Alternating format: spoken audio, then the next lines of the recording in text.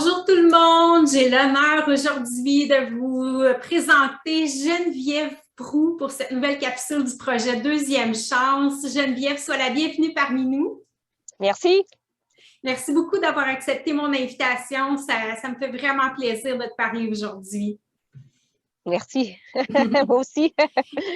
Geneviève, j'aimerais que tu nous dises qui es-tu, quel genre de femme tu es, puis qu'est-ce qui constitue ton univers actuellement? Je suis quelqu'un de sensible, émotive, qui aime les gens, qui est sociale. J'aime mon univers là en ce moment. J'ai deux enfants de 14 et 13 ans et 16 ans. Je suis monoparentale, puis j'essaie de passer du temps avec eux malgré le travail. Mais là, c'est ça. J'ai été en garderie pendant 23 ans. Là, j'ai changé de domaine. J'ai décidé d'aller en coiffure. Je suis retournée à l'école. J'ai été j'ai fait des examens, j'étais à l'école, j'étais avec mes enfants, j'ai travaillé un petit peu en même temps. Fait que c'était tout un moment assez rushant.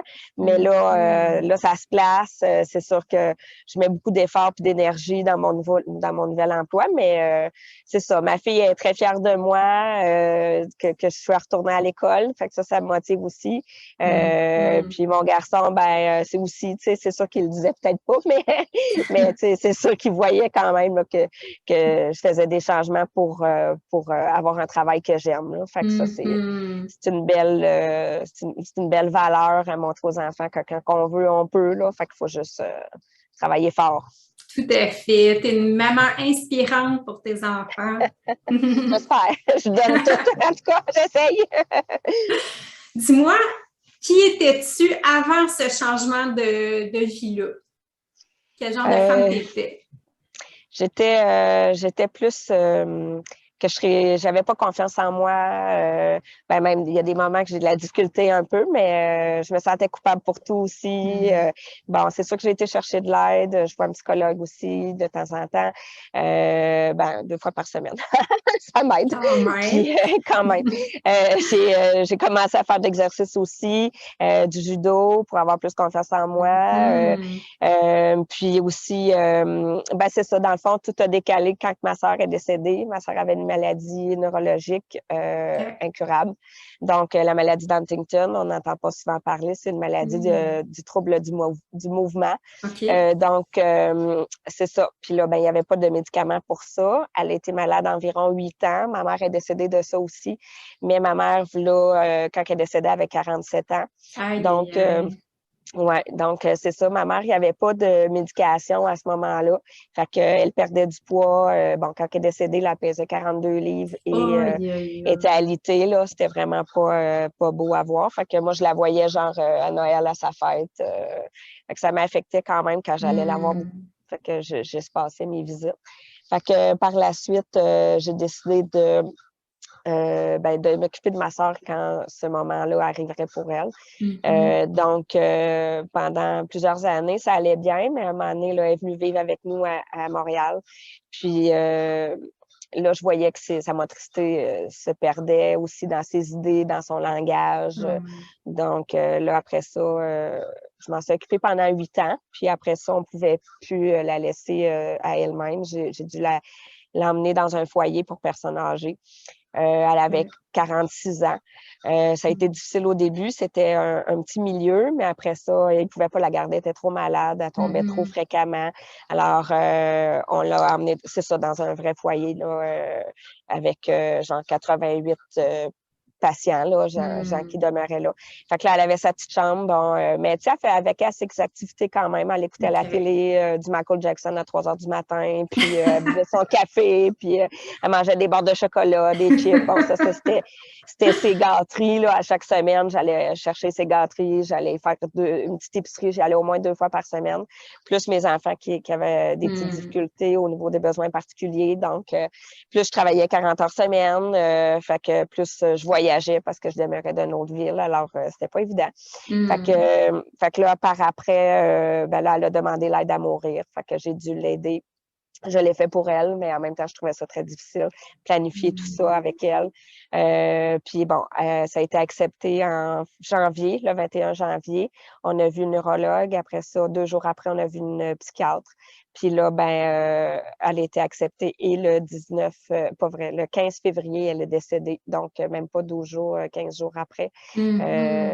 On est allé au CHU, il y a une neurologue, la même neurologue, elle nous a accompagnés. Puis mon père, moi, ma nièce, la fille de ma soeur était là. Le père de ma nièce était de l'autre côté parce que ma soeur, elle voulait pas qu'on la voit comme ça. Donc, elle voulait pas le voir. Puis sa fille, elle la voyait pas souvent parce qu'elle voulait pas qu'elle ait une mauvaise image d'elle, mais en même temps, elle a permis d'être là parce que moi, j'avais dit, écoute, maman, quand elle est partie, on avait le droit d'être là. Elle aussi, elle a le droit. Fait qu'elle m'écoutait beaucoup, par exemple, quand c'était les moments de prendre des grandes décisions. Là, elle voulait pas m'impliquer là-dedans, mais à un moment donné, elle comprenait que je voulais l'aider.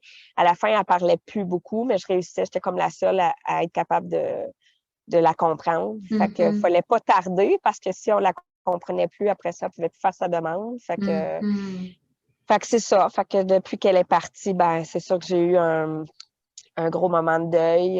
Je me suis séparée, j'ai changé d'emploi et j'ai changé de carrière. Puis c'est ça, je suis retournée à l'école. Puis là, c'est un matin que je m'en allais travailler.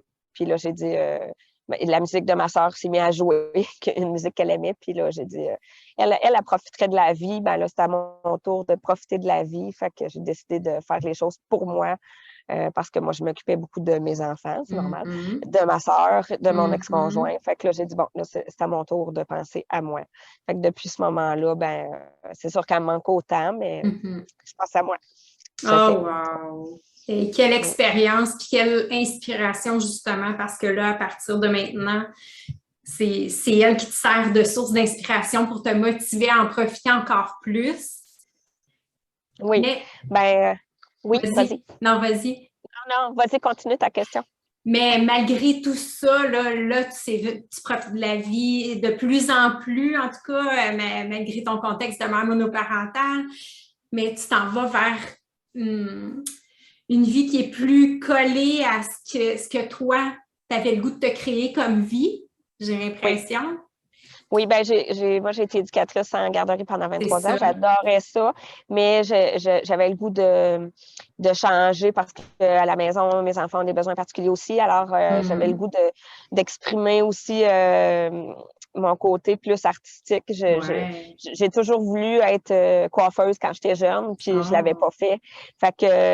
Puis je l'avais pas fait. Puis mon père disait souvent, ma soeur, elle avait été à l'université, puis elle avait des belles capacités académiques. Donc, je m'étais dit, moi aussi, je vais aller au cégep. Puis là, finalement, j'ai étudié en garderie. Puis, avec mon ex-conjoint, c'est ça, il n'était pas question qu'on retourne ni un ni l'autre sur le marché du travail parce qu'on avait des engagements. Pas sur le marché du travail, mais à l'école, je veux dire, parce qu'on avait des engagements plus élevés au niveau financier. Fait que là, quand je me suis séparée, là, j'ai dit, j'y ai pensé le matin. L'après-midi, j'ai appelé au CRIF à Granby parce qu'il n'y avait plus de place à Sherbrooke.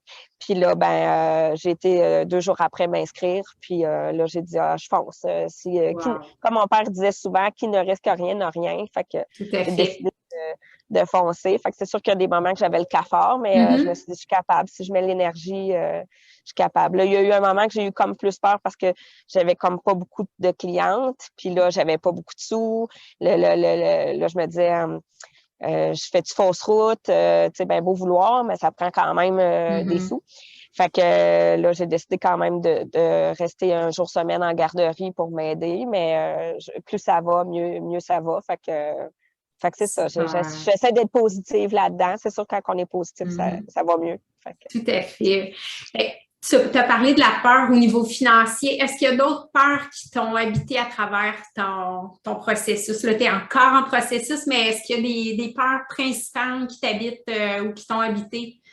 Si je faisais la bonne décision, si je me sens très facilement coupable depuis mon enfance, mon passé aussi. Fait que c'est sûr que là, je me disais si c'était c'est une grande part financière, mais une part aussi de ne pas être assez présente avec mes enfants parce que je travaille le mercredi soir, jeudi soir, le samedi. Mais là, je prends plus de temps le matin avec mes enfants. Je peux aller les porter soit au travail ou soit à l'école pour Mérédith.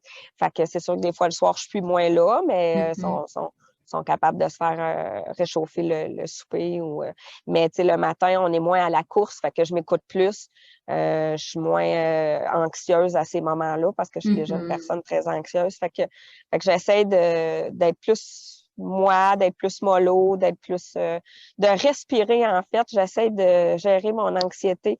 C'est ça. Mais c'est pas évident parce que j'ai remarqué depuis que je fais du judo puis du jiu-jitsu, j'en fais 2 jours semaine, je respire pas. Donc, je dois apprendre à respirer. Puis c'est pour ça que je parle beaucoup puis je respire pas.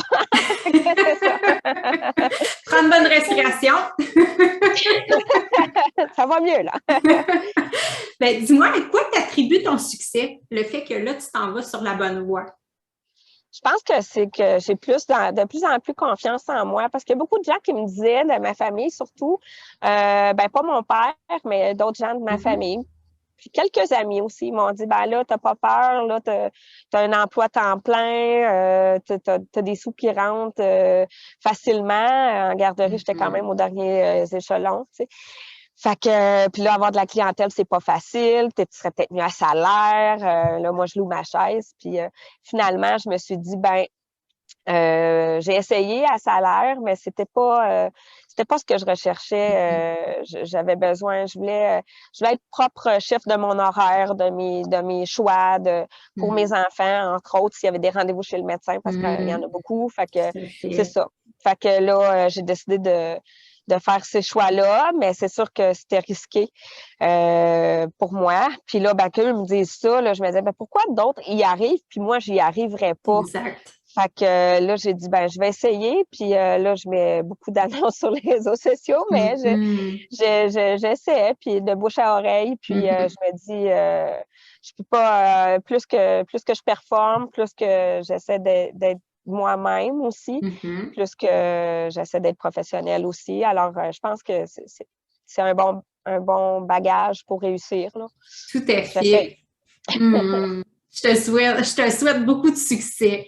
Puis plus tu vas avoir confiance en toi, je pense que plus tu vas attirer de clients aussi, hein? Ouais, je pense que ça y va. Puis, tu sais, j'ai même eu des réflexes de répondre aux gens qui me disaient, là, tu devrais rester à salaire. Puis là, à un moment donné, j'ai dit qui ne risque rien à rien. Puis, tu sais, s'il y en a qui partent, il y en a qui vont revenir, il y en a qui vont repartir, il y en a qui vont arriver. J'ai dit, il y en a qui vivent de ça.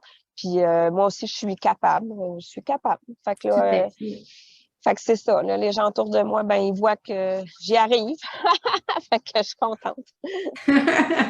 Super, c'est un bel exemple à leur donner, hein, parce que s'ils t'ont dit ça, probablement qu'eux-mêmes, ils se freinent, ils n'osent pas faire certaines choses qu'ils aimeraient faire. Hein.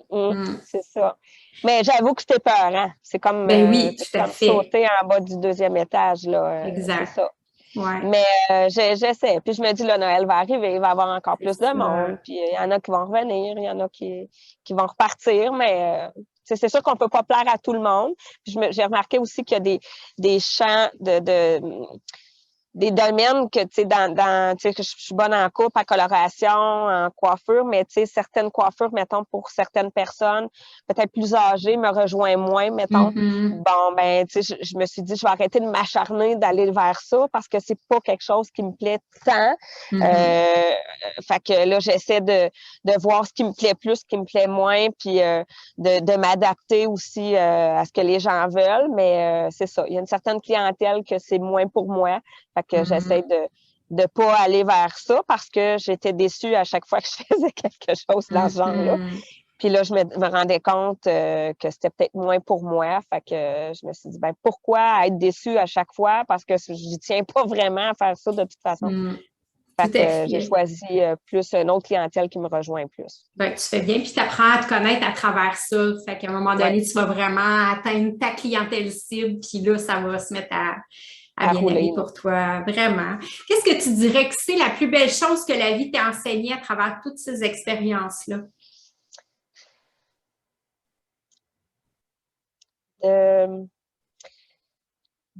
de pas désespérer, de continuer, de pas lâcher, de persévérer. Ce que je fais motive. Hein? Ben, c'est parfait. C'est tout à fait normal. Il y a beaucoup de moments qui ont été beaucoup difficiles. Puis je me dis, ben, c'est sûr que les gens, certaines personnes autour de moi me disaient, ben, à ce moment-là, quand j'étais plus jeune, je prenais pas soin de moi. Je m'écoutais pas. J'écoutais les autres.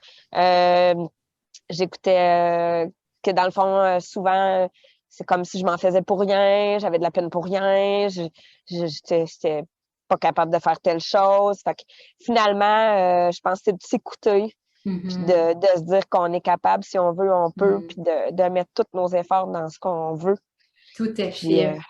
C'est ça, je pense que c'est de s'écouter puis d'être bien entouré. Puis j'ai aussi éloigné des gens qui étaient plus toxiques de moi. Je suis pas parfaite, là, moi aussi, j'ai plein de défauts, là, mais j'ai essayé d'être plus proche des gens qui me rendent heureuse, puis avec qui je suis bien, puis que je sens que je compte pour eux. Au lieu de toujours essayer de chercher, d'avoir l'approbation puis l'amour de gens que je compte pas vraiment, en fait.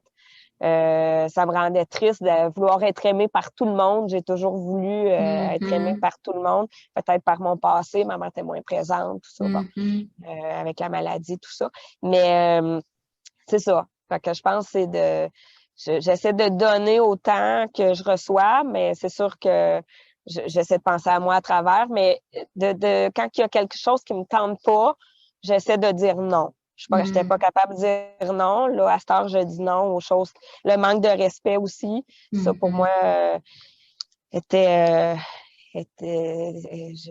pas capable de dire non à ça. Je voulais tellement qu'on m'aime que j'étais prête à faire tout pour qu'on m'aime. Fait que là, je me suis dit, ben là, ça, non, je suis comme je suis. Si on m'aime pas comme ça, ben tant pis. Puis c'est ça, avec ma sœur, ben, on s'entendait tellement bien, on se parlait tous les jours, elle me manque vraiment. Mais quand on était petite, on avait un caractère fort, puis elle était manipulatrice un petit peu. Beaucoup, en fait. Puis, mais c'est pas grave. On s'est parlé beaucoup, j'ai pardonné toutes sortes de choses. Puis elle aussi, elle m'a pardonné plein de choses. Puis, puis c'est ça. Puis elle me manque. Puis on se parlait à tous les jours. Puis fait que ça, c'est quelque chose que je dois apprendre à vivre sans elle. Oui, je comprends. Oui, ça doit pas être facile, mais elle doit être tellement fière de voir le chemin que tu es en train de faire. Puis à quel point tu poses des gestes d'amour envers toi aussi, c'est tellement important. Oui, c'est ce qu'elle disait aussi, de prendre soin de moi, d'essayer de penser à moi. Puis je n'étais pas capable de vivre comme ça. J'étais comme brainwashée à tous ceux qui m'entouraient pour leur faire plaisir. Fait que là, j'essaie d'être avec les gens que j'aime, puis de penser à moi sans me sentir coupable. Parce que des fois, même encore, si je prends une soirée pour moi, que je suis pas avec mes enfants, je me sens coupable. Fait que je dois apprendre aussi c'est ça. Mais ils comprennent plus, là, ils sont plus vieux aussi. Là. Oui, tout à fait. Je dois avoir des amis, là, puis que je dois avoir une vie sociable si je veux être heureuse sur tous les aspects. Là. Exactement. Puis que tu es plus en mesure de leur en donner d'attention puis d'amour après à ton retour parce que tu es énergisée, tu es ressourcée. Hein? C'est ça, c'est ça. Fait que non, je pense que je suis bien entourée, puis je pense que j'essaie de donner le meilleur, même si des fois j'ai fait des erreurs.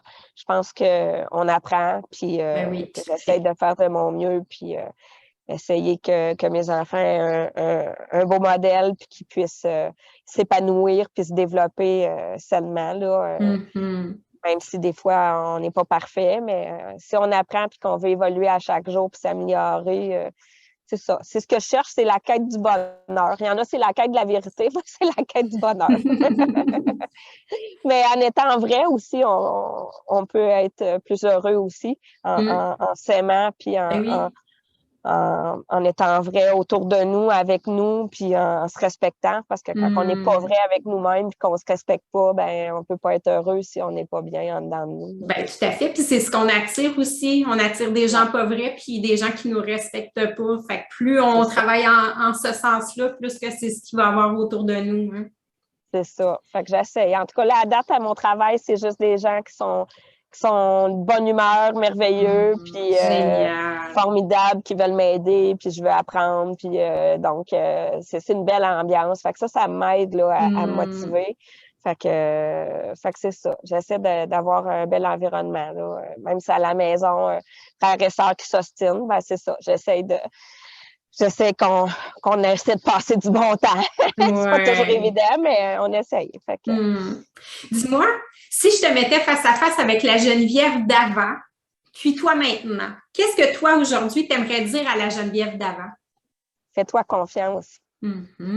Fais-toi confiance, puis aime-toi assez pour faire les choix qu'il faut.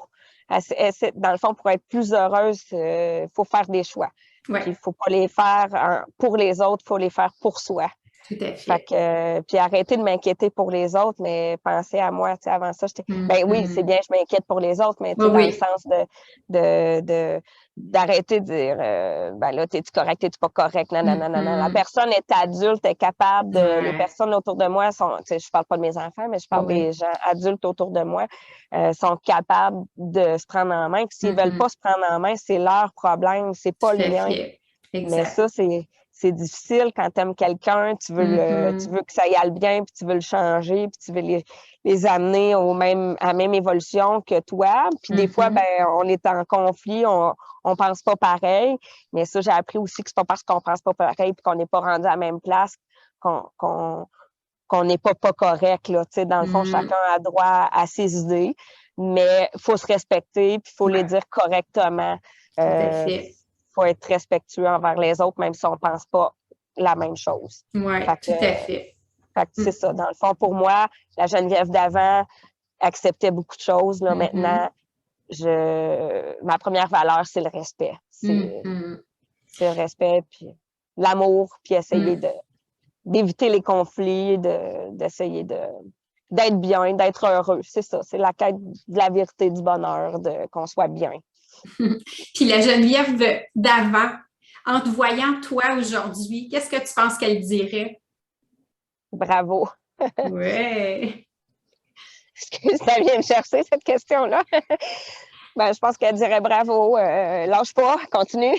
Tout à fait. Ah oui, je suis certaine qu'elle est fière de toi. Très fière de toi.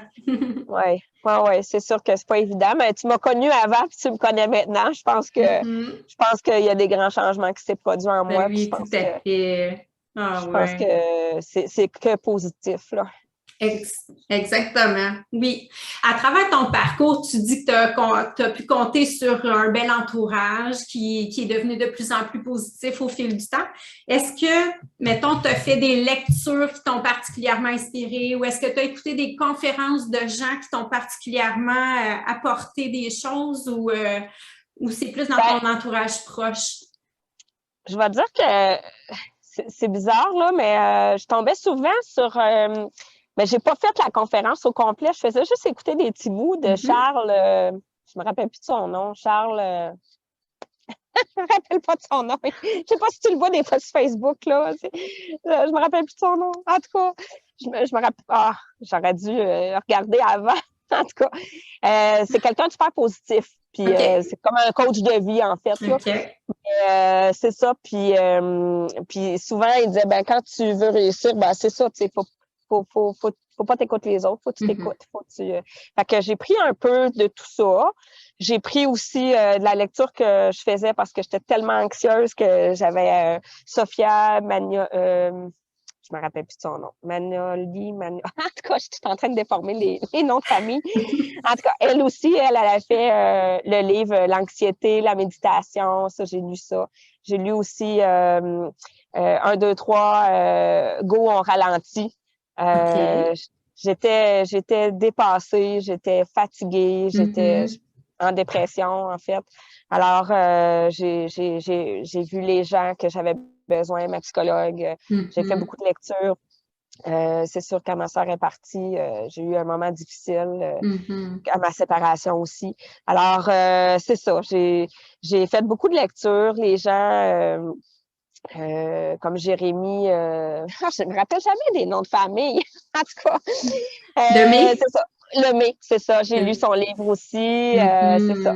Fait que beaucoup de lectures sur moi, dans le fond, apprendre à moi à me connaître aussi, ce que j'aime. J'ai décidé de prendre du temps pour moi parce que j'avais jamais de temps. Même à l'école, j'avais plus de temps. Fait que quand j'ai recommencé à travailler, j'ai pris des journées pour marcher. Ça, j'avais arrêté ça parce qu'avant ça, je restais plus dans la nature. Fait que je marchais souvent dans le bois. Fait que là, j'ai décidé de marcher plus avec mon chien. De profiter du temps. Puis comme j'ai beaucoup d'anxiété, je dormais pas beaucoup. Là, j'essaie de plus de dormir. Mais des fois, le lundi, je suis en congé. Puis des fois, je me lève, je me recouche, mettons, quand mes enfants partent. Puis, il faudrait pas que je le dise, mais je me relève genre 11 heures. Fait qu'un Et petit 2 pourquoi heures. pas? Ben, Tu ça risques m'a d'en ressourcée inspirer. cette semaine. En tout cas, ça m'a ressourcée. Après ça, j'étais plus en forme pour aller plier mon linge, tu sais. Ben oui. Mais j'ai eu des moments, tu sais, vraiment que, bon, je pigeais dans le panier à linge, puis mes enfants étaient comme un peu découragés, mais je disais, aidez-moi, là, vous voyez bien que je t'aboute, tu sais. Mais Fait oui. que, là, c'est ça. Là, finalement, ben, j'ai repris le dessus, mais c'est ça. J'ai remarqué, quand on se sent bien, quand dans notre chez nous, on est bien, c'est plus facile après ça d'avancer. Fait que le dimanche, je fais souvent du ménage pour commencer bien ma semaine. Alors, c'est ça, c'est des petits trucs. Ah oui, aussi, j'avais lu le hamster... Pensouillard, le hamster. Hamster, oui, Oui. ça m'a aidé aussi. OK. Et, tout se passe avant 8 heures le matin. OK. Ça aussi, ça m'a aidé. Alors, c'est ça. Puis de prendre, je suis tellement anxieuse, là, ça va beaucoup mieux, mais de prendre 15 minutes à la fois. J'avais de la misère quand mes enfants se levaient, même encore des fois.